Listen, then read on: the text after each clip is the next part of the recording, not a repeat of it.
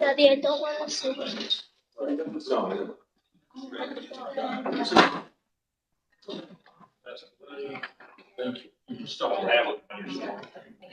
Yeah.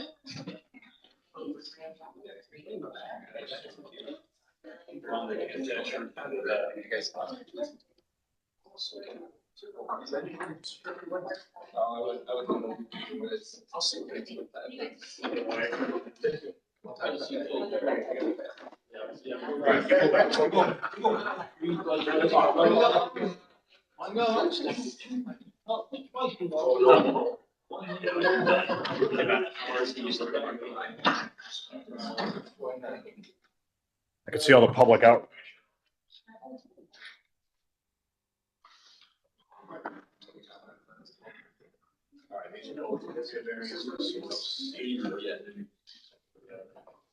I'm just gonna go on over. Here, go. 6:30 on my watch, go. Let's go.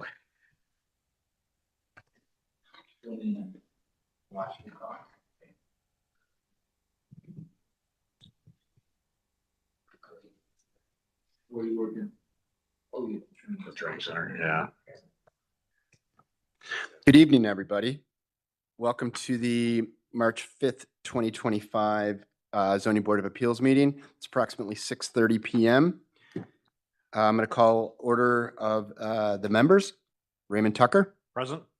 Joe Pascoletti, Jim DeCastro, John Maggiolino, Present. and I'm John Sorbello. I am present. We have two items on the agenda tonight. We're going to start with item 25-001, Paul Schlick, Varflex, owner of, I'm sorry.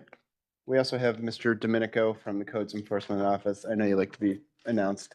And Angie Toomey from the Corporation Counsel's Office.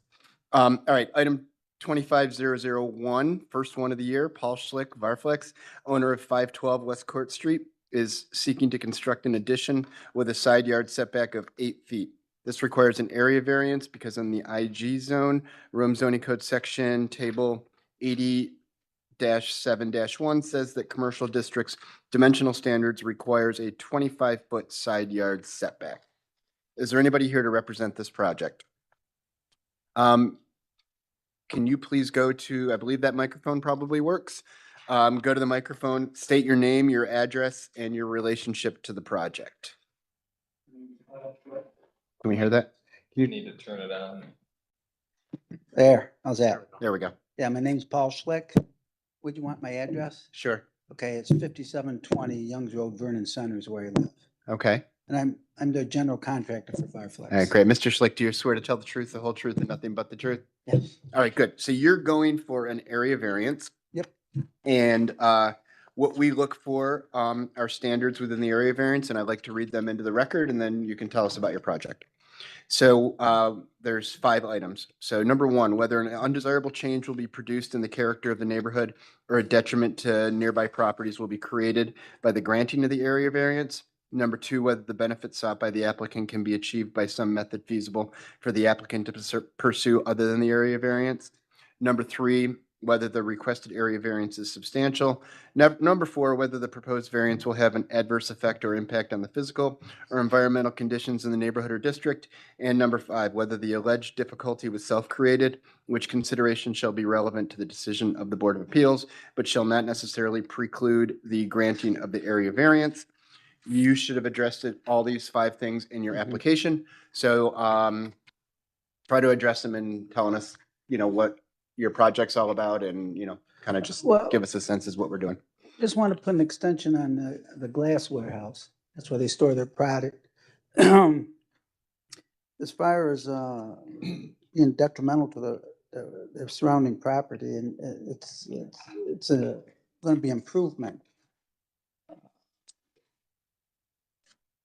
And the other question you had was, well, we didn't, whether it's, we need to variance because it's something we brought on by ourselves. No, it's just, we bought the city property so we could extend the warehouse. And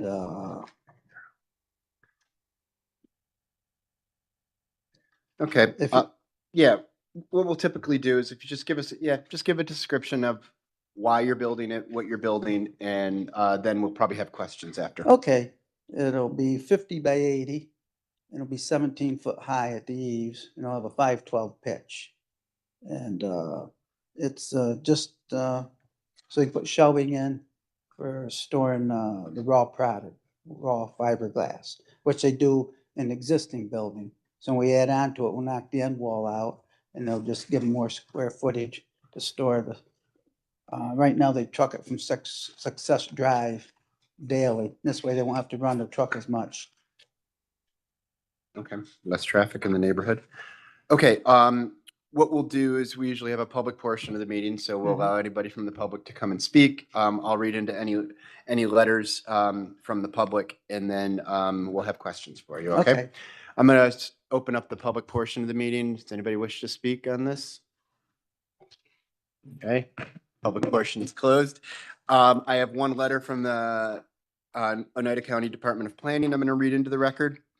Okay, applicant Paul Schlick, Barflex, location 512 West Court Street, City of Rome, subject action area variance of side yard setback reduction.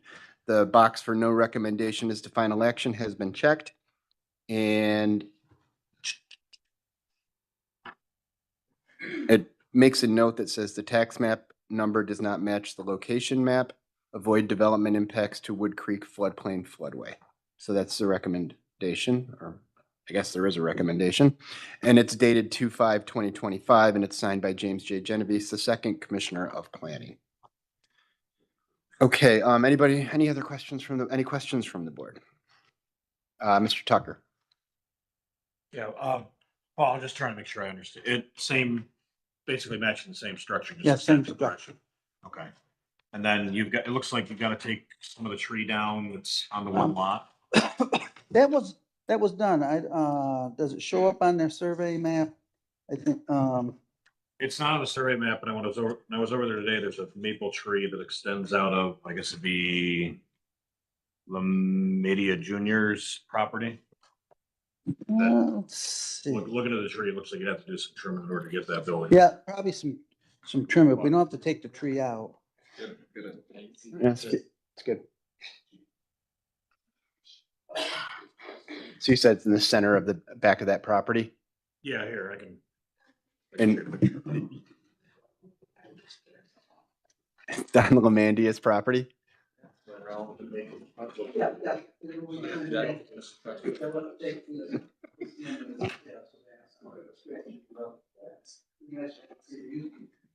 On the city lot. Yeah. We're just, Okay, and then the only thing I thought of was, obviously this year we remember that snow is an issue in our area. It doesn't look like there's an issue with the snow that came down on the back of the existing building, but obviously can't crush your neighbor's fence. Okay. All right, yeah, that's all I gotta say. so that doesn't seem to be an issue. You're far enough away, do you think, from the fence, or you'll put in, necessary measures? Yeah.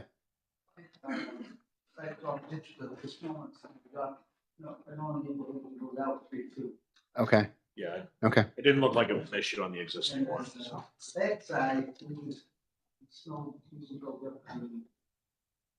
In the microphone. North. Can you use the microphone just Oh, so? yeah, it usually builds up on the north side. Okay. Yeah. Okay, any other questions? You guys ready for the vote? All right, we're gonna do a roll call vote. We are going to vote on item 25001. Paul Schlick, owner of 512 West Court, is seeking to construct an addition with a side yard setback of 8 feet, area variance. On this item, Raymond Tucker. Yeah, based on Mr. Slick's testimony in the application, I feel he's met the criteria. I approve the application. Thank you, Mr. Pescoletti. In favor. Thank you, Mr. DeCastro. Thank you, Mr. Maggiolino. In favor. Thank you, and I'm also in favor. 5-0 vote. You're ready to go. Make sure you Okay. talk to Mr. Domenico before you get anything Yeah. started on the property. Yeah. Congrats. All right, thanks. All right. Have a good day. All right. Next item on the agenda. We have Item 25-002, Matthew Andrews, owner of 600 East Garden Street, is. Just kidding.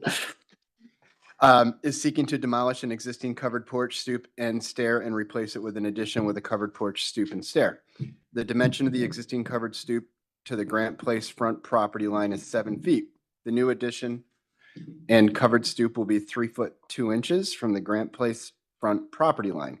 The pre-existing non-conforming rights will allow for the new uncovered stair encroachment to be 2 feet from the Grant Place front property line. A 3-inch setback is being proposed.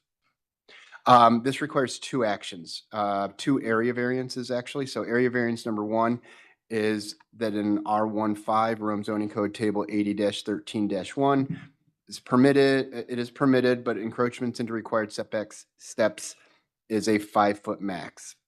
The second area variance in an R1-5 Rome zoning code section 80-20.3 structural alterations says that no structural alterations are permitted on any non-conforming structure except in the following situations. And that situation is number 3, when the alteration will not create any new nonconformity or increase the degree of any existing nonconformity. For example, if a structure is nonconforming in terms of the required front setback, i.e. does not meet the required minimum, the structure may add a rear addition if it meets all other district regulations. Is there anybody here to represent this project? Yes, Mr. Chairman. All right, can you please state your name, your address, and your relationship? Yep. Matthew Andrews, 600 East Garden Street, Rome, New York. I'm the property occupant. The bank is the owner, co-owner. But Aren't they all? yes, All right, Mr. Andrews, you swear to tell the truth, the whole truth, and nothing but the truth. I do. Of course. All right, just like our last applicant, we want you to tell us about the project, but I do read the area variance standards that we consider into the record. And they are number 1, whether an undesirable change will be produced in the character of the neighborhood or a detriment to nearby properties will be created by the granting of the area variance. Number 2, whether the benefits sought by the applicant can be achieved by some method feasible for the applicant to pursue other than an area variance. Number 3, whether the requested area variance is substantial. Number 4, whether the proposed variance will have an adverse effect or impact on the physical or environmental conditions in the neighborhood or district. And number 5, whether the alleged difficulty was self-created, which consideration shall be relevant to the decision of the Board of Appeals, but shall not necessarily preclude the granting of the area variance. Again, these were all in your application. Can you just give us a sense of your project and try to address each one of those? Sure. Mr. Chairman, members of the board, my primary residence, only residence is 600 East Garden Street. I live there with my wife and my son. I purchased the home in 2014. We invested pretty heavily since then into the exterior, the yard, landscaping, fencing. The front porch was rebuilt during the pandemic, which a lot of people did home improvement projects during the pandemic. We did a patio and rebuilt the front porch in kind. In 2016, we were married. That was before we had my son Truman. And in 2019, he joined the family. And currently the house is a 3-bedroom, 1-bath. There's no half bath. There's no second bath. And since the pandemic and Truman being born, we are in desperate need of a second bathroom or a half bathroom. The side porch currently needs to be addressed this year in one way or another. So the side porch is in bad shape and it needs to be repaired. I reached out to a local architect, Andy Morgan, who came over on a weekend, and I think it was a Sunday, and did a walkthrough with us to try to come up with a game plan on where we could actually locate a half bath or a full bath on the property, connected to the house, obviously. And for several different reasons, and him knowing that we were going to have to rebuild that porch, we thought that it would be the best path forward to deal with the porch and the bathroom as one project. It just made sense with the layout of the home to not have to use a bathroom that's connected onto the main living room or the dining room. Adding on to the kitchen really isn't feasible, just the positioning of the house and how the rooms are set up and the basement access. I know it's like not ideal that it's being built towards the road. From the zoning board's perspective, I think that we've made a good effort to be really good neighbors and, you know, produce or be at least a piece of a quality neighborhood in the community since we've moved in. I don't know if you can see the renderings that Andy put together for us, but it's, you know, it's in the same taste as the main structure. There'll be lap siding to match the rest of the first floor. And we're looking at similar doors and windows as the existing structure has. The I thought that the front stairs could encroach, could encroach, and that the main structure itself was what the request was for. The existing porch sits out about 5 feet proud of the west building facade. So we essentially had about 5 feet to work with. And the stairs that are there now are precast concrete stairs that have been there since I've owned the house. We've actually had to reposition them a couple times because they keep settling and it's really wonky.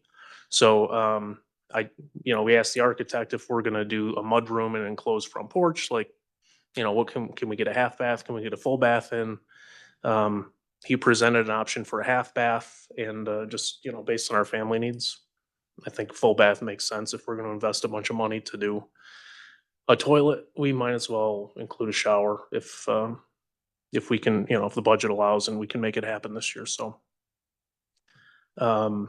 really the actual structure is about a foot further away from the house than the existing porch. And because the existing porch serves as the landing to the front door, we didn't want to just put stairs back directly to the front door. We wanted a landing in front of the door. So that's why it kind of kicks it out, the additional space towards the right of way, because there is a landing. There's one less stair total, but there's essentially a full landing.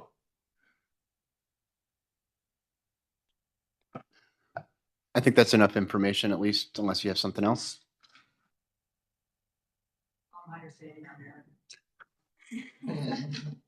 I'm not gonna say. Would you like to go on record and say that? Or, yeah, okay. All right. I'm going to open up to public and then we might have some questions. How's that?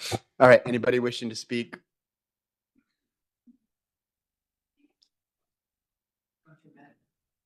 We're good. All right. Public portion is closed. Any questions from the board? We have no questions. It's one easy question. It's one less step because did you drop it inside? Is it like one step down in, inside the addition? There's 4 stairs currently, and then a landing that is a couple inches above the last stair, and Uh-huh. that's the porch, is the landing right now. Okay. Okay. That's right. Okay. All right. No more questions? All right. We're ready for the question? Oh, we have 2. Be ready. All right. Area variance number 1, R1-5. This is the encroachment into the required setback that requires 5-foot max. I'm going to start with Joe Pasqualetti.